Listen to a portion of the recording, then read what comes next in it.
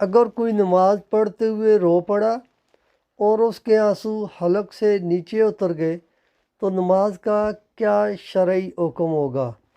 देखिए, नमाज के मसाइल समझना बहुत लाजमी है। नमाज पढ़ते हुए हलक से बाहर से कोई भी चीज़ अगर हलक से नीचे चली जाए, खा वो तिल के बराबर ही हो, छोटी सी बारीक सी भी चीज़ हो, तो उससे नमाज फासद हो जाती है।